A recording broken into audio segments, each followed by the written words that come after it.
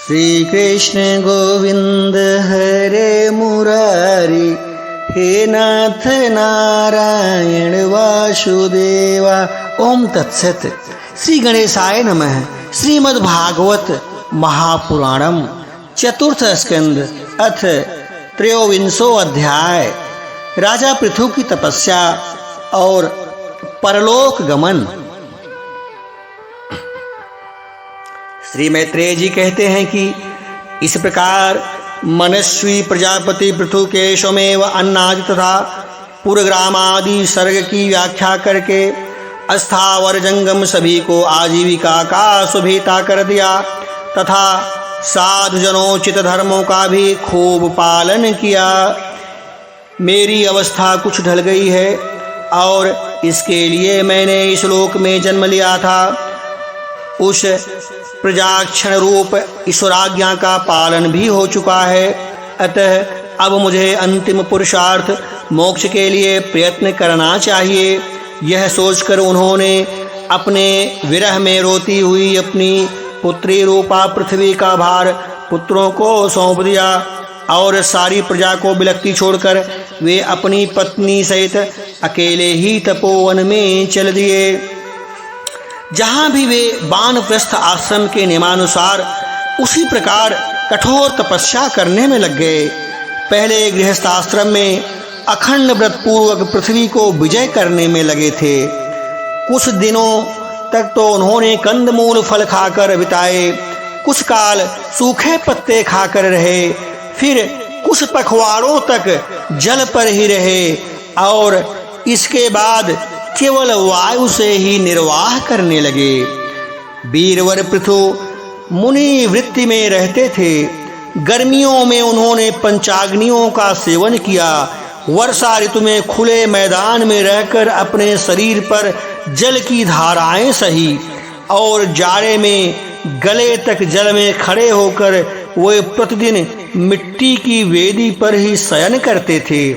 उन्होंने शीतोष्णादि सब प्रकार के द्वंद्वों को सहा तथा वाणी और मन का संयम करके ब्रह्मचर्य का पालन करते हुए प्राणों को अपने अधीन किया। इस प्रकार श्री कृष्ण की आराधना करने के लिए उन्होंने उत्तम तप किया। इस क्रम में उनकी तपस्या बहुत पुष्ट हो गई और उनके प्रभाव से कर्ममल नष्ट हो गए, कारण उनका चित्त सर्वथा शुद्ध हो गया था। प्राणायामों के द्वारा मन को और इंद्रियों के निरुद्ध हो जाने से उनका वासना जनित बंधन भी कट गया था।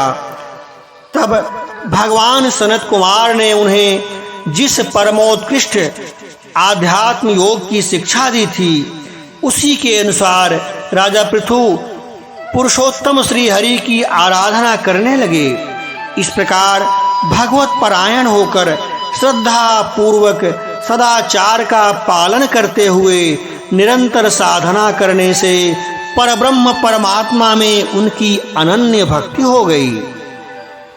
इस प्रकार भगवत उपासना से अंतःकरण शुद्ध सात्विक हो जाने पर निरंतर भगवत चिंतन के प्रभाव से प्राप्त हुई इस अनन्य भक्ति से उन्हें वैराग्य रहित ज्ञान की प्राप्ति हुई और फिर उस तीव्र ज्ञान के द्वारा उन्होंने जीव के उपाधिभूत अहंकार को नष्ट कर दिया, जो सब प्रकार के संशय विपर्य का आश्रय है। इसके पश्चात देहात्म बुद्धि की निवृत्ति और परमात्म स्वरूप श्री कृष्ण की अनुभूति होने पर अन्य सब प्रकार की सिद्धि आदि से भी उदासीन हो जाने के कारण उन्होंने उस तत्व ज्ञान के लिए भी प्रयत्न करना छोड़ दिया, जिनकी सहायता से पहले उनके जीव कोश का नाश किया था। क्योंकि जब तक साधक को योग मार्ग के द्वारा श्री कृष्ण कथामृत में अनुराग नहीं होता, तब तक केवल योग साधना से उसका मोह जनित प्रसाद दूर नहीं होता। फिर जब अंत काल उपस्थित हुआ तो वीरवर पृथु ने अपने चित्त को दृढ़ता पूर्वक परमात्मा में स्थिर कर ब्रह्म भाव से स्थित हो अपना शरीर त्याग दिया। उन्होंने एड़ी से गुदा के द्वार को रोककर प्राण वायु को धीरे धीरे मूलाधार से ऊपर की ओर उठाते हुए उन्हें क्रमशः नाभि, हृदय, वक्ष स्थल, कंठ और मस्तक में स्थित किया। फिर उसे और ऊपर की ओर ले जाते हुए क्रमशः वाहरंध्र में स्थिर किया। अब उन्हें किसी प्रकार के सांसारिक भोगों की लालसा नहीं रही। फिर यथास्थान विभाग करके प्राण वायु को समिष्ट वायु में, पार्थिव शरीर को पृथ्वी में और शरीर के तेज को समविष्ट तेज में लीन कर लिया। हृदयाकाशादि देहवाच्छिन्न आकाश में, महाकाश में तथा और शरीरगत रुधिरादि जलीय अंश को अमिष्ट जल में लीन किया। इसी प्रकार फिर पृथ्वी को जल में, जल को तेज में, तेज को वायु में और वायु को आकाश में लीन किया। तदंतर मन को सविकल्प ज्ञान के जिनके अधीन वह रहता है, उन इंद्रियों में इंद्रियों को उनके कारण रूप तन्मात्राओं में और सूक्ष्म भूतों तन्मात्राओं के कारण अहंकार के द्वारा आकाश, इंद्रिय और तन्मात्राओं को उसी अहंकार में लीन कर अहंकार को महत्व में लीन किया। फिर संपूर्ण गुणों की अभिव्यक्ति करने वाले उस महतत्व को मायोपाधिक जीवों में स्थित किया। तदंतर उस माया रूप जीव की उपाधि को भी उन्होंने ज्ञान और वैराग्य के प्रभाव से अपने शुद्ध ब्रह्म स्वरूप में स्थित होकर त्याग दिया। महाराज पृथु की पत्नी महारानी अर्ची भी उनके साथ वन को गई थी। वे बड़ी सुकुमारी थी, पैरों से भूमि का स्पर्श करने योग्य भी नहीं थी। फिर भी उन्होंने अपने स्वामी के व्रत और नियमादि का पालन करते हुए उनकी खूब सेवा की और मुनिवृत्ति के अनुसार कंदमूल आदि से निर्वाह किया। इससे यद्यपि वे बहुत दुर्बल हो गई थी तो भी प्रियतम के कर स्पर्श से सम्मानित होकर उसी में आनंद मानने के कारण उन्हें किसी भी प्रकार का कष्ट नहीं हुआ। अब पृथ्वी के स्वामी और अपने प्रियतम महाराज पृथु की देह को जीवन के चेतना आदि सभी धर्मों से रहित देख उस सती ने कुछ देर विलाप किया। फिर पर्वत के ऊपर चिता बनाकर उसे उन चिताद पर रख दिया और उसके बाद समय के सारे कृत्य नदी के जल में स्नान किया। अपने परम पराक्रमी पति को जलांजलि दे आकाश स्थित देवताओं की वंदना की तथा 3 बार चिता की परिक्रमा कर पतिदेव के चरणों का ध्यान करती हुई अग्नि में प्रवेश कर गई। परम साध्वी अर्ची को इस प्रकार अपने पति वीरवर पृथु का अनुगमन करते देख सहस्त्रों वरदायिनी देवियों ने अपने अपने पतियों के साथ उनकी स्तुति की। वहां देवताओं के बाजे बजने लगे। उस समय उस मंदराचल के शिखर पर वे देवांगनाएं पुष्पों की वर्षा करती हुई आपस में इस प्रकार कहने लगी। देवियों ने कहा कि ओहो अहो धन्य, यह स्त्री धन्य है।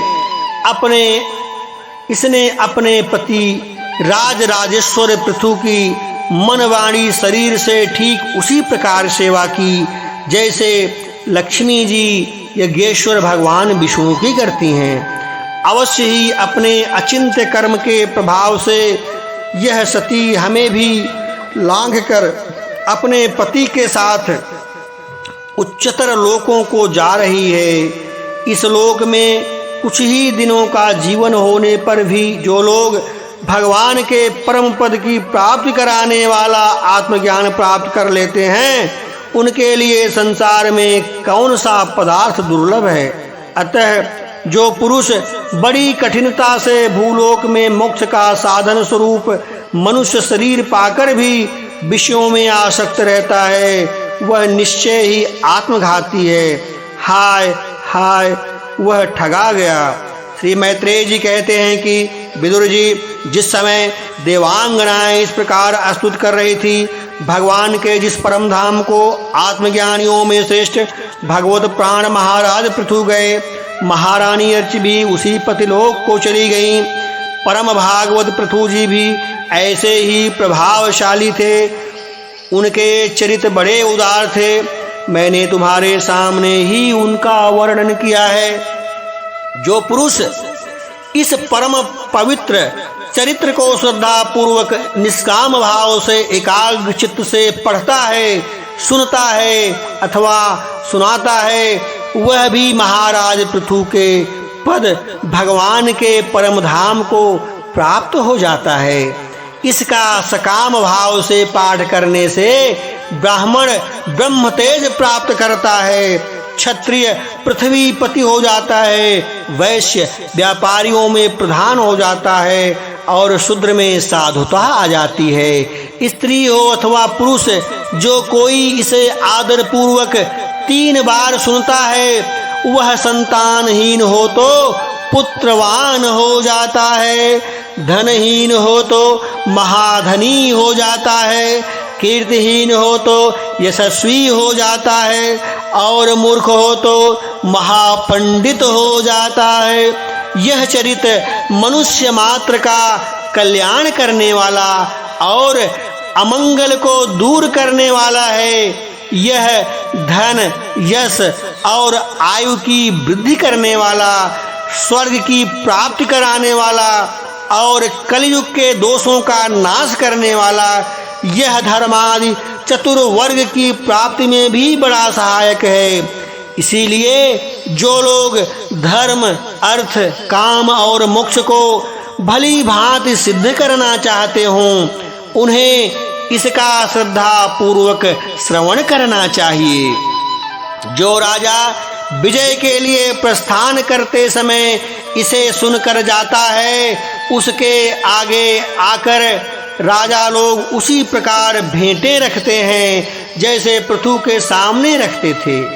मनुष्य को चाहिए कि वह अन्य सब प्रकार की आसक्ति को छोड़कर भगवान में विशुद्ध निष्काम भक्ति भाव रखे हुए महाराज पृथु के इस निर्मल चरित्र को सुने, सुनावे और पढ़े। विदुर जी, मैंने भगवान के महात्म को प्रकट करने वाला यह पवित्र चरित्र तुम्हें सुना दिया है। इसमें प्रेम करने वाला पुरुष महाराज पृथु की सी गति पाता है। जो पुरुष इस पृथु चरित्र का प्रतिदिन आदर पूर्वक निष्काम भाव से श्रवण और कीर्तन करता है, उसका जिनके चरण संसार को पार करने के लिए नौकों के समान है, उन श्री हरि में सुदृढ़ अनुराग हो जाता है। श्रीमद्भगवते महापुराणे पारमहंस्या संहिताया चतुर्थ स्कंदे 23 अध्याय संपूर्णम।